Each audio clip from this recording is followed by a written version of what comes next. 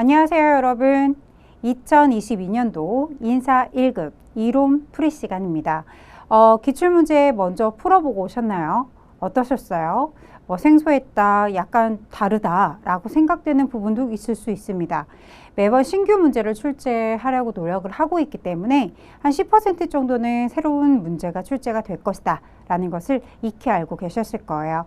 그런 문제에 당황하지 않고 풀어내셨다라면 분명히 좋은 점수가 있을 거죠. 그러나 이 풀이 영상을 보고 계신다면 이 다음 회차를 준비하고 계실 거예요. 그래서 신규 문제가 나온다라고 하더라도 지금 풀이 영상을 함께 보면서 이해를 도모하면 여러분 시험에서는 조금 더 수월하게 문제풀이를 하실 수 있을 겁니다. 바로 문제 풀으러 가보도록 할게요.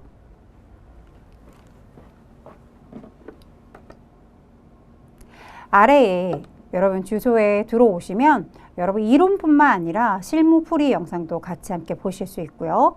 DB라든지 기출문제를 다운받으실 수 있으세요. 활용해 보도록 하세요. 자, 이제 진짜로 문제 한번 풀어보도록 하겠습니다. 1번 문제죠. 다음 중 ERP의 장점 및 효과에 대한 설명으로 가장 적절하지 않은 것은 무엇인가? 이렇게 문제가 출제가 되었어요. 자, 여러분 요거 자주 나오는 문제 패턴이긴 하죠. 그래서 문제 읽어봤을 때 어렵지 않게 답을 도출하셨을 것 같아요. ERP는 다양한 산업에 대한 최적의 업무 관행인 베스트 프랙티스를 담고 있습니다. 맞는 이야기. 그죠? 자, ERP 시스템 구축 후에 BPL을 수행해서 ERP 도입의 구축의 극대화. 여러분 어때요? 그 성과를 극대화하려고 한다 라고 들어가 있어요. 이 뒷부분을 읽었을 때는 맞는 이야기 같죠? 그런데 앞에 보시면 이 BPL을 수행해서 ERP 도입의 구축의 그 성과를 극대화할 것입니다. 여기까지만 봤다면 좋은 지문이에요. 하지만 앞서서 구축 후라고 들어가 있어요. 여러분, 그쵸? ERP 시스템 구축 전에 이렇게 구축 전에 BPL이 수행이 되어야 좀 더 극적이다. 이런 말표현이 올바른 표현이고요. 주되게 어때요? 자주 빈출이 되는 그런 지문으로 쓰이죠. 그쵸? 그래서 여러분들 중요 포인트를 갖고 있습니다. 이렇게 체크를 해주시고 답은 그래서 몇 번이죠? 2번입니다. 라고 체크하고 넘어오실 수 있어야 하겠고요. 요 3번, 4번 읽어주시면 좋겠죠? 왜냐? 맞는 말표현으로 가장 많이 출제가 되긴 하지만 사실은 요 지문 또한 이렇게 조금 바꿔서 출제가 되기 때문에 3번과 4번의 지문도 읽어주셨으면 좋겠다. 이런 얘기를 드리고 싶습니다. 그죠? 자, 한 번씩 읽어주시고 문제 2번으로 넘어가 보도록 할게요. 자, 2번. 다음 중 ERP와 CRM과의 관계에 대한 설명입니다. 가장 적절하지 않은 것은 무엇입니까? 라고 주어졌어요. 이 문제는 신규 유형의 문제가 맞죠. 근데 이제 신규라는 말이 좀 무색할 정도로 좀 자주 언급이 되고 있어요. 그렇기 때문에 이런 문제 또한 여러분들이 살펴주셨으면 좋겠습니다. 자, 1번 ERP와 CRM 간의 그 통합으로 비즈니스 프로세스의 투명성과 효율성을 확보할 수 있습니다. 맞는 이야기죠. 자, ERP 시스템은 비즈니스 프로세스를 지원하는 백오피스 시스템이다. 맞는 이야기. 자, CRM 시스템은 기업의 여러분 어때요? 고객 대응 활동을 지원하는 프론트 오피스. 그렇죠. 그래서 여러분 ERP는 백오피스라고 한다면 CRM은 뭐다? 프론트 오피스 시스템이다. 이렇게 이야기를 하죠. 그래서 이거 같이 결합해서 나오면 문장이 길어지니까 그냥 같이 함께 기억을 해주시고요. 보통은 문장이 기니까 이렇게 따로따로 동그라미 2번, 3번을 구축하면서 여러분 시험 문제로 출제가 됩니다. CRM 시스템은 조직 내 인적 자원들의 여러분 축적하고 있는 개별적인 지식을 체계하고 여러 밑줄 지식을 체계하고 공유하기 위해서 그런 정보 시스템으로서 이런 말이 나와 있어요. 여러분 우리 이런 것들을 뭐라고 하죠? KMS. 자, 뭘 얘기합니까? 지식 경영 시스템. 이렇게 우리가 공부했던 것들을 그쵸? 기억하고 계신다라면 베스트죠. 그쵸? 네, 여러분 CRS 시스템에 대한 이야기가 아니라 뭐에 대한 이야기였다? 지식경영 시스템에 대한 설명이 나와 있기 때문에 가장 올바르지 않은 것을 골라주세요 라고 했을 때 답은 몇 번? 4번입니다 라고 처리해 주셔야겠죠. 자, 3번입니다. 다음 중 ERP와 기존 정보 시스템, 그죠? MIS 간의 차이점에 대한 설명입니다. 가장 적절하지 않은 거 골라주세요. 적절하지 않은 거. 기존의 정보 시스템의 업무 범위는 단위 업무고 ERP는 통합 업무를 담당한다. 아이 동그라미. 그죠? 기존 정보 시스템의 전산화 형태는 중앙 집중식이고 ERP는 분산 처리 구조를 갖습니다. 올바릅니다. 딩동댕 이렇게 처리가 되겠죠. 기존 정보 시스템은 수평적으로 업무를 처리했었나요? 여러분 MIS는요. 우리가 이렇게 얘기 안 해요. 수평적이다라고 하지 않고 수직적으로 업무를 처리했다라고 표현을 하죠. 그렇죠? 그런 형태를 갖고 있습니다. 자, ERP는요, 수직적으로 업무를 처리한다? 옳지 않죠. 어떻게 바뀌었어요? 수평적. 즉, 이렇게 맞바꿔놨네요. 그죠, 여러분? 아, 그렇구나. 정답은 몇 번일까요? 3번이죠. 네, 요런 거 우리 비교 많이 했었잖아요. 우리 교재에서도 보시다시피 MIS와 여러분 ERP 이렇게 구분 지어 놓은 것들을 살펴주시면 여러분들이 쉽게 공부를 해주실 수 있을 것 같아요. 그래서 정답은 몇 번인가요? 라고 하면 정답은 3번입니다. 라고 이야기할 수 있겠죠. 자, 요거 좋아하는 또 지문 중에 하나죠. 그쵸, 여러분? 기존 정보 시스템의 데이터베이스의 형태는 파일 시스템이고 ERP는 관계형, 그렇죠. 포인트, 관계형 데이터베이스 시스템이다. 이렇게 들어가 있어야 되는데 이 앞에를 개별 이런 말표현을 쓰기도 하고 그쵸? 이렇게 앞에 요 관계형을 기억해 두셔야겠어요. 오답으로 바꿔놓는 그 지문 중에 하나이기 때문이죠. 자, 문제 4번으로 넘어가도 좋겠죠. 자, 다음 중 성공적인 ERP 구축의 지침으로 가장 적합하지 않은 것은 무엇인가요? 라고 주어졌어요. 선생님, 이 문제는요. 네, 사골. 곰탕 같은 그런 문제예요. 계속 반복적으로 출제가 되고요. 사실 이런 지문은 선생님 별로 이렇게 좋다라고 얘기는 하지 않습니다. 그렇지만 뭐라고 얘기할 수 있겠습니까? 계속 반복적으로 출제되기 때문에 이 문제를 보자마자 여러분 답이 몇 번? 3번 이렇게 나올 수 있도록 공부를 해주시는 게 좋습니다. 그래서 기업의 업무 프로세스별로 추진해서는 안 된다. 그러니까 구축의 지침으로 가장 적절하지 않은 것으로 꼽았습니다.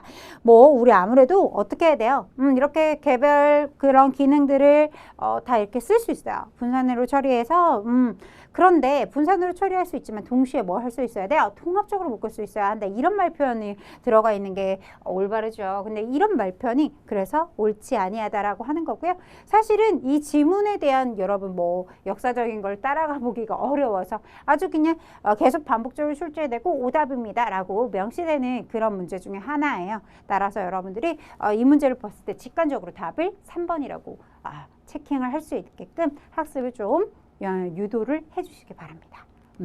5번으로 넘어가 볼게요. 자, 요거 어때요? 빈출인가요? 라고 하면 아주 또 빈출 중에 하나잖아요. 여러분 분설구현. 저랑 같이 공부를 하셨다라면 그렇죠.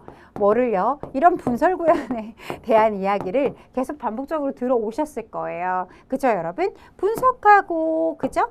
설계하고, 구축하고, 구현한다. 이렇게 암기를 여러분들에게 유도했던.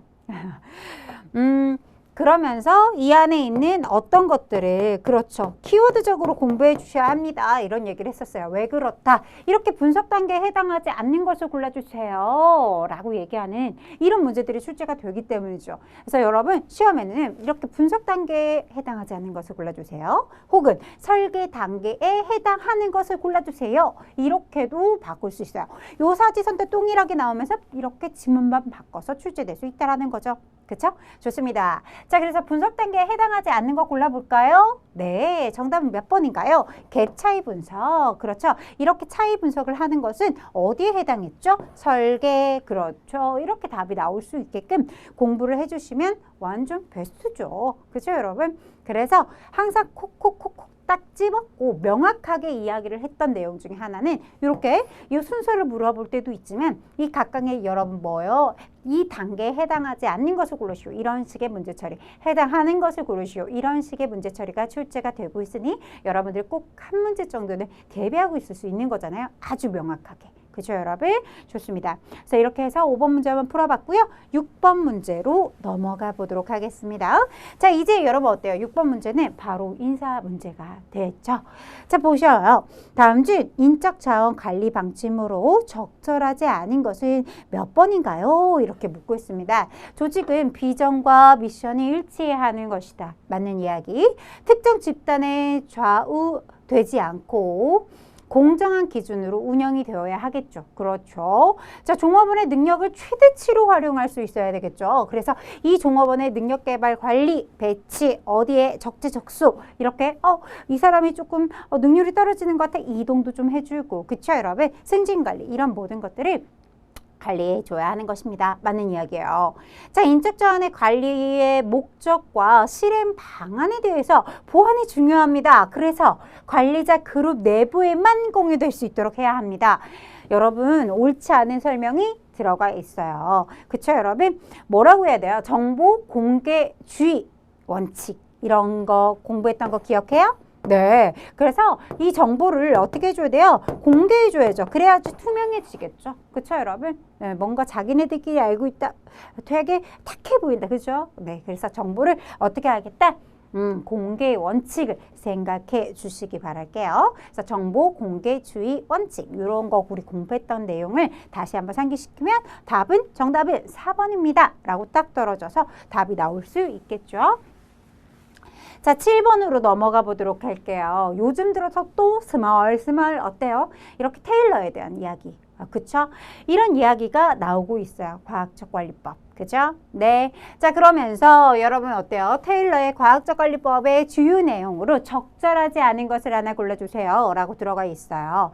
여러분 동작 연구, 시간 연구, 차별적 성과 급제를 여러분 도입했다. 이런 얘기들 공부했던 거 기억해 주실 거고요. 앞에 이렇게 직능별이라고 들어가 있는 요 꾸며주는 말 때문에 혼돈됐나요? 여러분 그렇죠. 직장을 중시했다. 이런 얘기 했던 거 기억해요? 보스 이렇게 얘기하면서 언급했던 내용들을 상기시켜 준다면 어렵지 않게 도출하셨을 거라고 생각이 듭니다.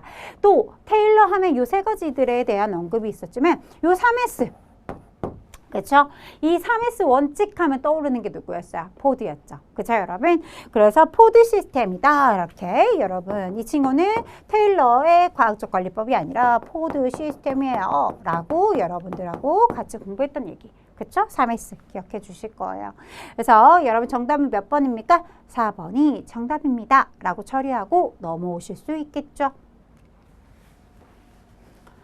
자, 8번 문제.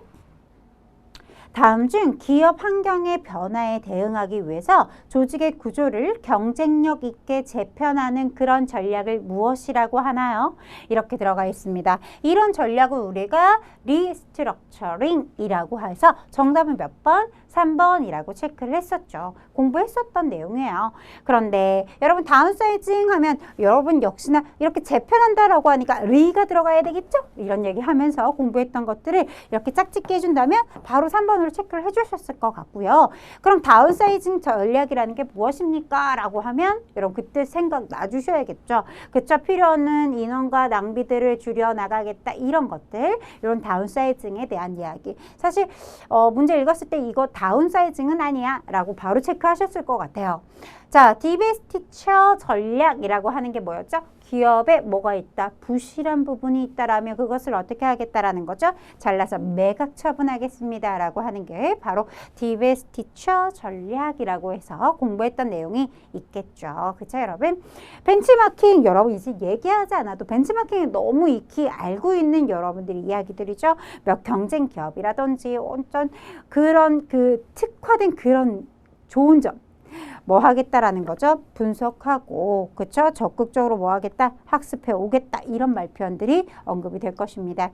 따라서 이렇게 요 하나하나의 전략들을 조금 기억해 두시는 것도 여러분 매우 중요하죠. 요즘 들어서 떠오르는 샛별 같은 아이들이에요.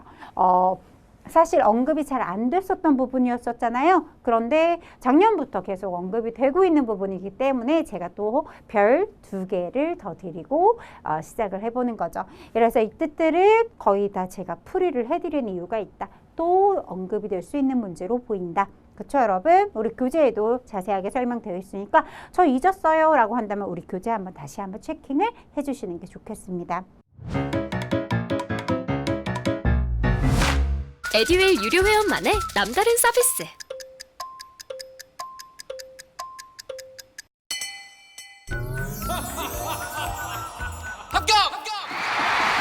합격하고 돈도 받는 혜택. 오직 에듀윌 유료 회원에게만. 에듀윌. 무료 합격! 자, 9번 가보도록 할게요.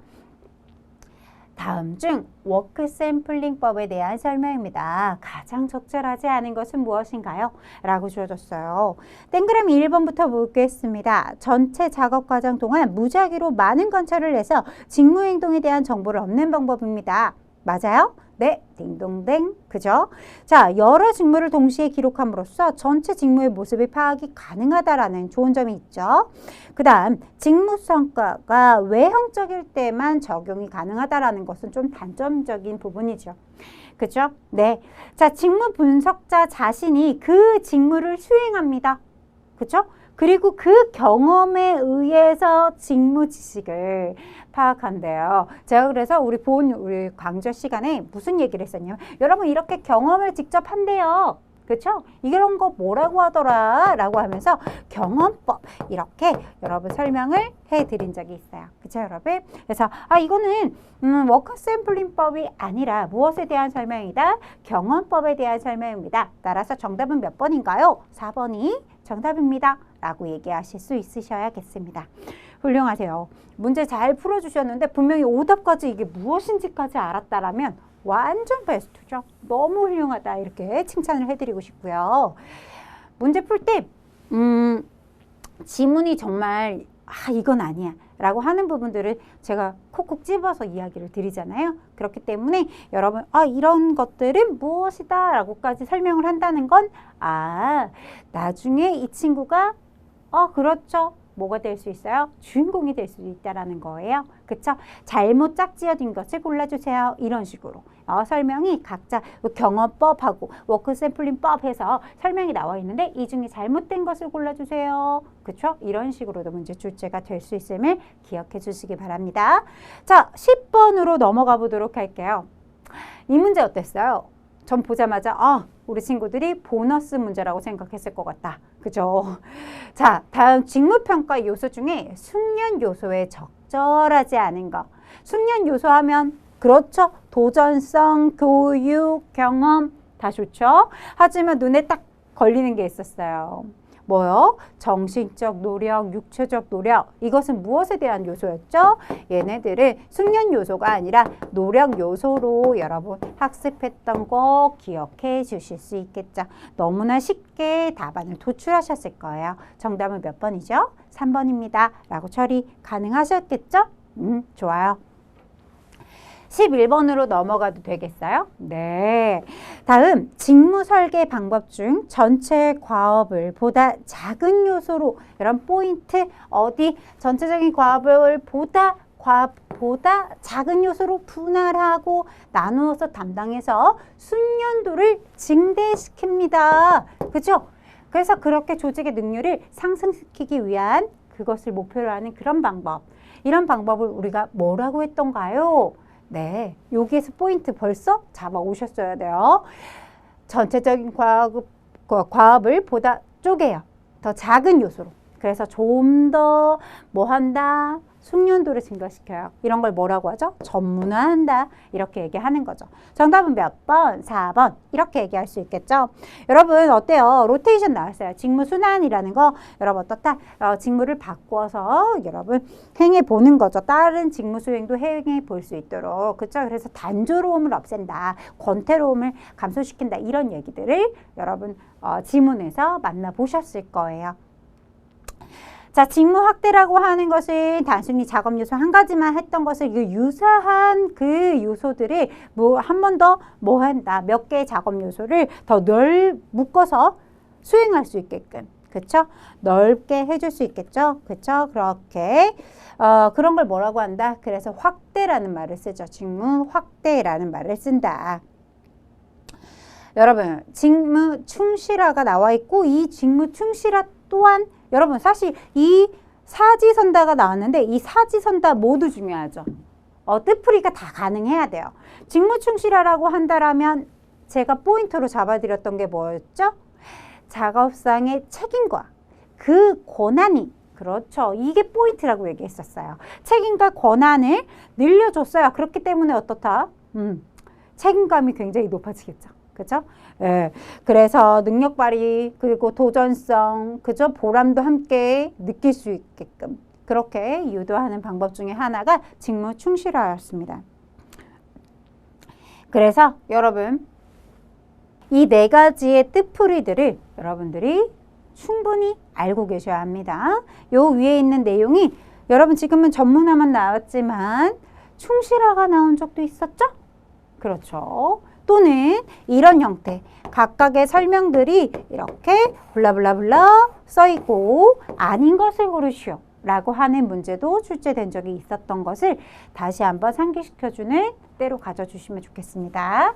자, 문제 12번으로 넘어가도 되겠죠? 어때요? 이 친구는 사실 안 나왔다가 나왔다가 이번 회차엔 나왔다가 저번 회차 안 나왔다가 뭐 이런 식의 문제 처리의 내용이에요. 왜 그럴까요? 라고 하면 좀 쉬워졌어요. 네, 문제가 너무 쉬워졌다의 포인트가 됐다. 그래서 나올 때 있고 안 나올 때 있지만 사실은 빈도수로 따지자고 하면 50대 50이기 때문에 기억은 해두셔야 되는 문제 중에 하나죠. 여러분 어때요? 인적 자원이 과잉되어 있을 때 그 대처 방안으로 적절한 거 골라주세요. 여러분 초과 근로를 합니다. 파견 근로를 활용하고요. 아웃소싱을 활용합니다. 이 세 가지는 죄다 과잉일까요? 아니죠. 부족할 때에 그렇죠. 대처 방안으로 여러분 쓰이는 것들이었어요. 자, 직무 분할제 같은 말, 직무 공유제라고도 하죠. 네, 쉐어한다라는 뜻이고요. 이런 친구들은 바로 과잉의 대처 방안으로 쓰였었어요. 기억해 주실 거죠? 정답은 몇 번입니까? 4번입니다. 라고 이야기할 수 있겠죠. 이렇게 직무 분할제 말고도 뭐가 있어요? 조기 퇴직 제도라든지, 그죠, 여러분? 네, 뭐 정리해고도 있었고, 그런 내용들을, 맞아, 과잉일 때 있었어. 라는 것들을 한 번 더 체크해 주시면 더욱더 좋겠죠?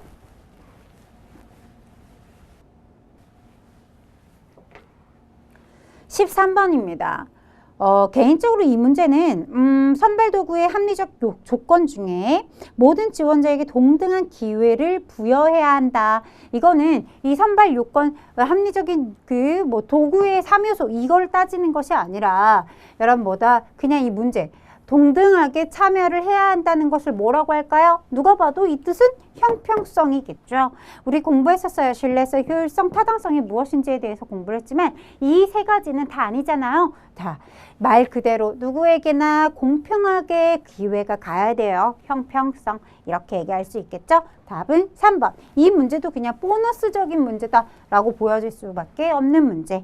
자, 14번 문제로 넘어가 보면 자, 다음 중 면접 방법 중에 복수의 피면접자를 대상으로 집단별로 특정 문제에 대해서 자유 토론할 수 있는 기회를 부여하고 토론 과정에서 개별적으로 적격 여부를 심사평가하는 것을 무엇이라고 합니까?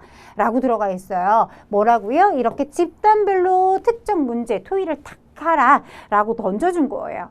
그럼 그 안에서 막 토론하겠죠. 그래서 보면서 여러분 우리가 어떻게 한다? 면접을 하는 것이죠. 우리 이런 걸 뭐라고 해요? 집단 면접이라고 하죠. 집단 면접. 정답은 그래서 이렇게 써주시면 되죠. 자, 15번.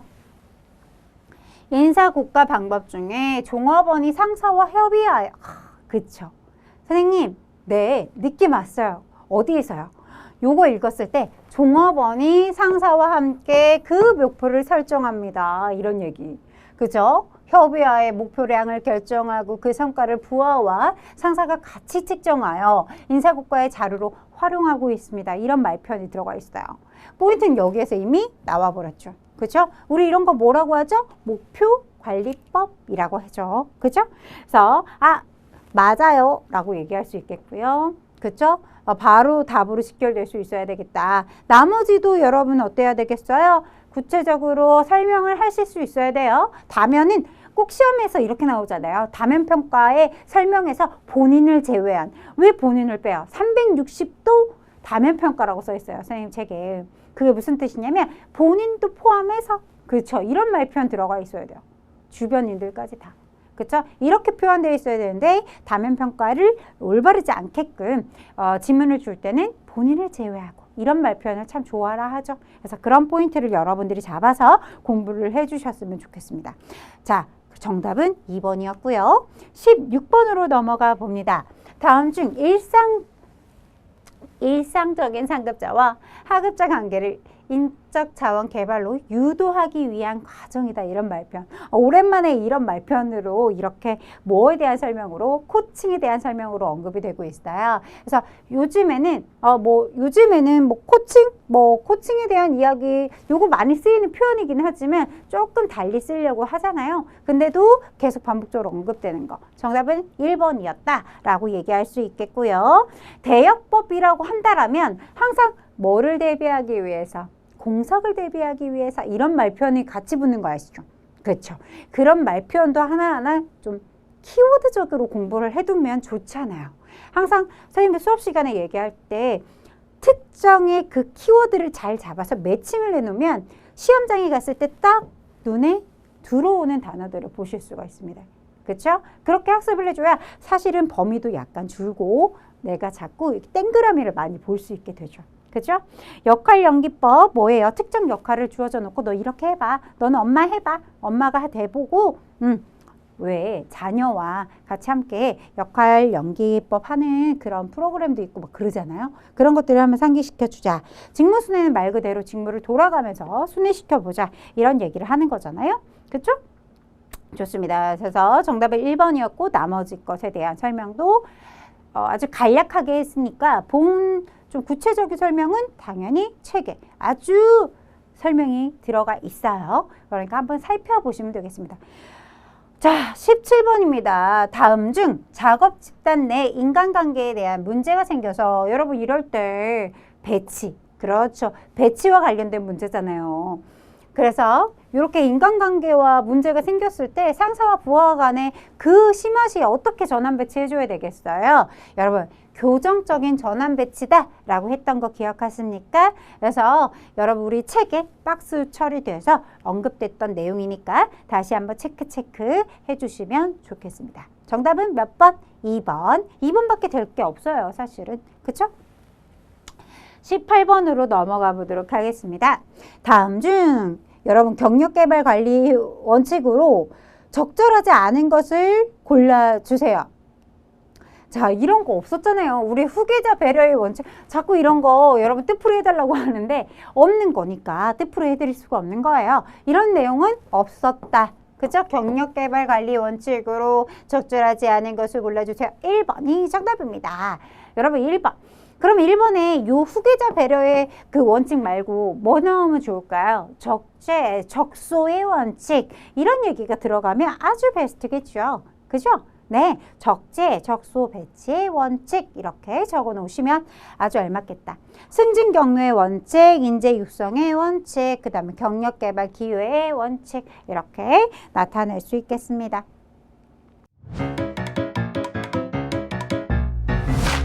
에듀윌 유료 회원만의 특별한 서비스.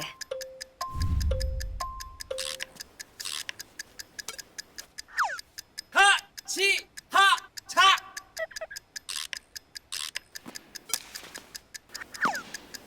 하치하차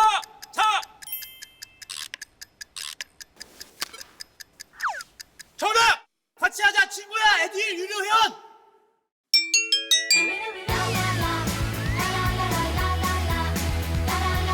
친구 소개하고 현금 받는 혜택. 오직 에듀윌 유료 회원에게만. 에듀윌.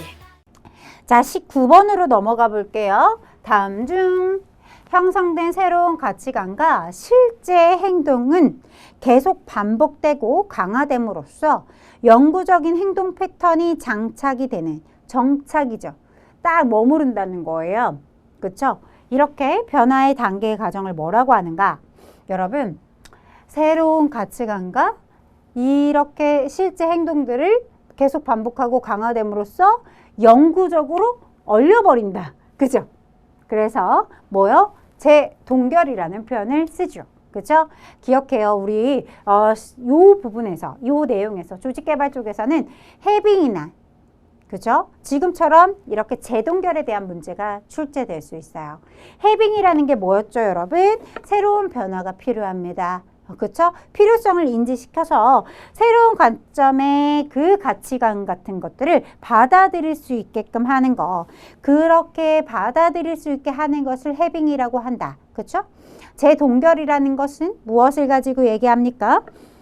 여기 다 쓰여 있잖아요. 새로운 가치관, 새로운 행동, 이것들이 정착할 수 있게 만들어준다. 그렇죠?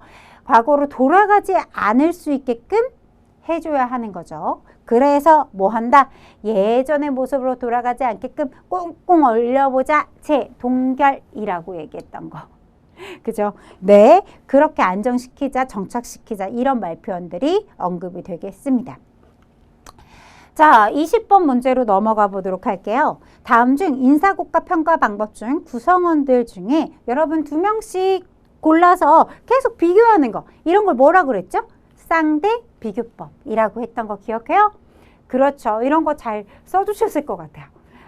아닌가요? 여러분 매번 우리 객관식 문제로 많이 출제되다가 이렇게 주관식 문제로 나오니까 매력적이죠. 이처럼 이렇게 이런 방법들도 여러분 이렇게 주관식으로 나올 수 있겠구나 라고 생각을 해주셨으면 좋겠습니다.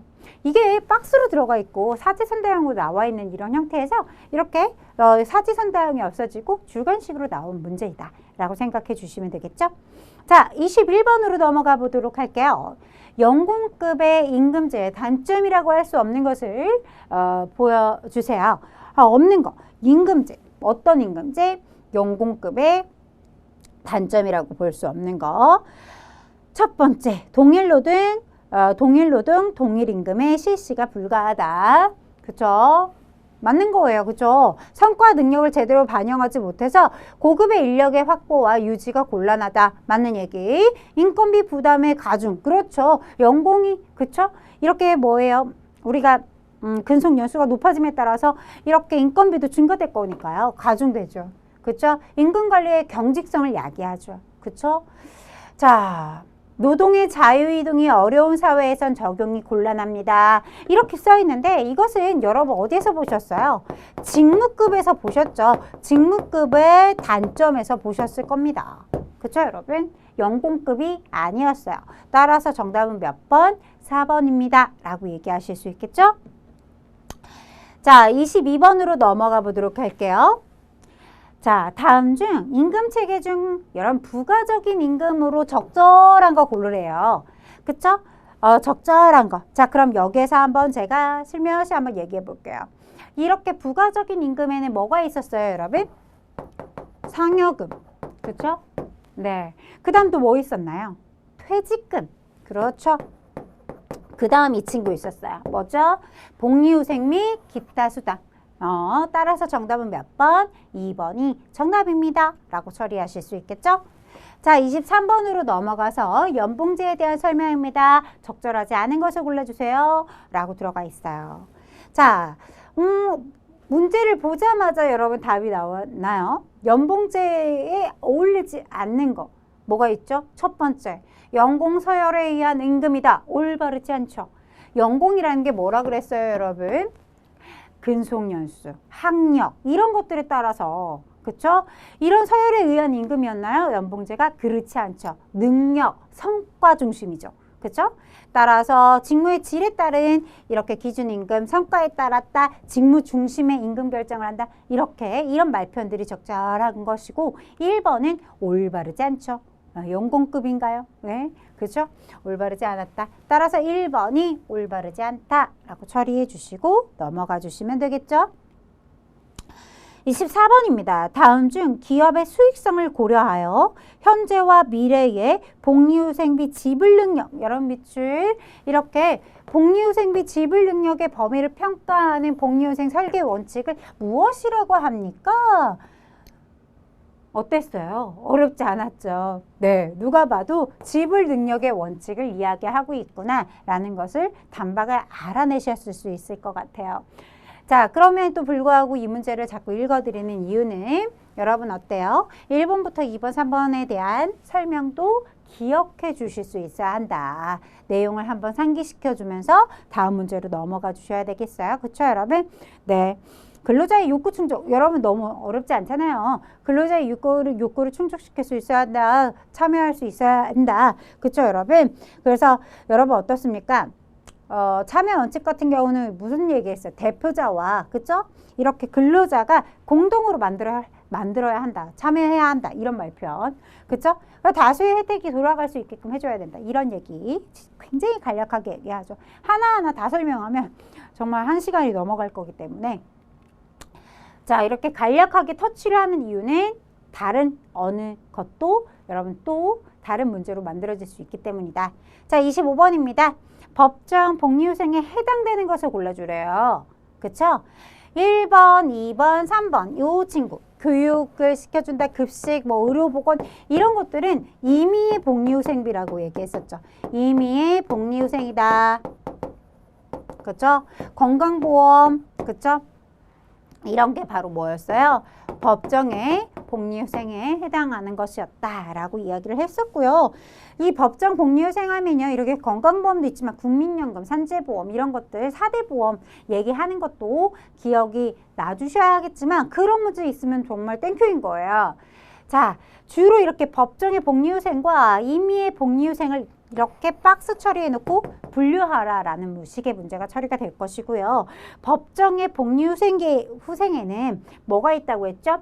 그렇죠. 유급의 휴식제도가 있다라는 것을 잊어버리시면 안 된다라고 얘기했어요. 그쵸? 네.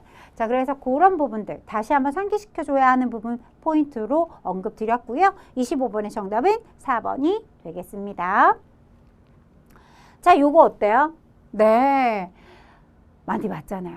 그쵸, 여러분? 자, 기업의 도산으로 임금이라든지 휴업수당 및 퇴직금을 받지 못한 근로자에게 정부 관련 기관에서 사업주를 대신하여 체불금품 중에 일정 금액의 체당금을 여러분 요것도 시험 문제로 나온 적 있다고 했잖아요. 그쵸, 여러분? 요 체당금을 써야 하는 게 이렇게 주관시로 나온 적도 있어요. 근데 그건 좀 너무하지 않았냐. 제가 그런 얘기를 하면서 이건 제도로 시험 문제가 나와야지 이렇게 칸 넣기는 조금 과하지 않았을까? 뭐 이런 얘기를 하면서 여러분 설명을 덧붙였던 게 기억이 나요. 자, 그래요. 대신 지급하도록 하는 이런 제도 우리 뭐라고 했어요? 임금채권 보장제도라고 얘기했었죠. 따라서 이렇게 임금채권 보장제도, 임금채권 보장기금이라고 써도 맞게끔 해주었다. 됐나요? 자, 제도를 얘기하면 선생님 제도를 얘기하면 임금채권 보장제도잖아요. 이렇게 얘기하실 텐데 둘 다 맞게 해줬으니까 논쟁거리가 안 된다라고 얘기해드리고 싶고요. 27번 다음 중 집단성과 배분 제도에서 기본적 보상 외에 영업수익의 일부를 근로자에게 지급하는 형태로 여러분 기업의 소유주처럼 생각을 할 수 있게끔 이끄는 그런 제도. 우리가 이런 걸 뭐라고 하죠? 이윤분배 제도라고 하죠. 그래서 이윤분배 또는 이익분배 이렇게 해서도 맞게끔 해주었단 얘기예요. 자, 28번으로 넘어가 보도록 하겠습니다.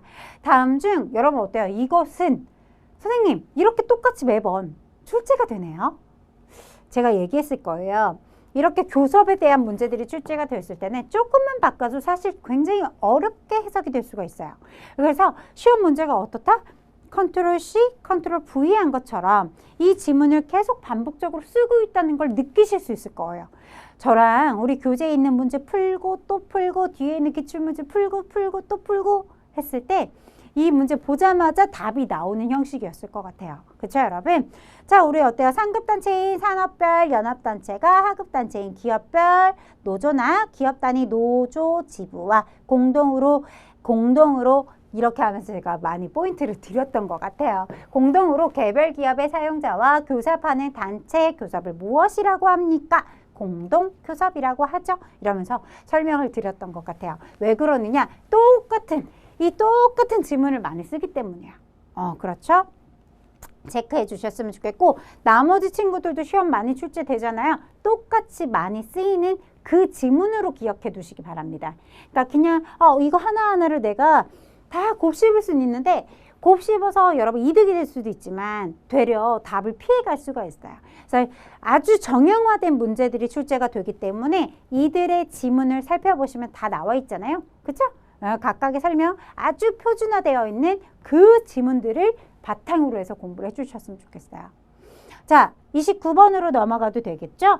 단체 협약의 기능으로 적절하지 않은 거 3가지 기능이 있다라고 얘기했어요. 뭐가 있었죠? 근로조건 개선 기능, 평화적 기능, 그 다음에 경영 안정 기능까지 있었으나 이런 거 있었나요? 자발적 기능? 없었죠? X. 그렇죠? 네. 자, 30번 문제로 넘어갑니다. 다음 중 단체 협약의 채무적 부분에 적절하지 않은 것을 골라주세요. 라고 들어가 있어요. 이런 채무적인 부분은 이런 뭐예요? 협약 당사자와 그 사용자 외에 그리고 협약 당사자인 사용자와 노동조합 얘기하는 거죠. 노조의 그 사이에 권리라든지 의무가 있을 거 아니에요. 그렇죠? 이 부분을 규율하는 부분입니다. 그렇기 때문에 어떤 것들이 있겠어요? 의무적인 부분, 조항적인 부분, 취업제도에 대한 이야기 이런 것들이 들어가 있는 거죠. 안전과 보건은 빠져 있습니다. 따라서 여러분 어때요? 정답은 3번이 되겠습니다. 라고 체크해 주시고요. 31번. 다음 중 근로기준법 등 노동관계 규정을 엄격히 준수하면서 뭐 있다고요? 이렇게 엄격히 지킬 거 다 지키고 있어요. 그렇죠? 그러면서 잔업이나 휴일 근무 등을 거부함으로써 사업장의 업무의 정상화가 곤란하게 하는 형태의 쟁의행위를 뭐라고 합니까? 법은 지키면서 투쟁한다. 준법 투쟁. 정답은 몇 번? 4번이 정답입니다. 라고 처리하실 수 있는 문제였어요. 자, 32번. 보기가 설명하는 것은 자, 정보, 시간 및 공간의 효율성을 높이기 위해서 이동 사무실, 재택근무 등을 활용하여 개개인에게 부여되는 업무를 수행하는 그런 형태, 근무 형태. 자, 이 시대를 반영하는 문제죠. 계속 반복적이고, 그래서 앞전에 여러분 기출일 때도 제가 이런 얘기 했어요. 요즘에는 이런 형태의 근무 형태를 많이 띄고 있죠. 이런 걸 뭐라고 하죠? 우리가 원격 근무제라고 이야기하죠. 그래서 이런 얘기 출제가 계속 될 것 같아요. 그죠, 여러분? 네. 자, 그 다음에 33번.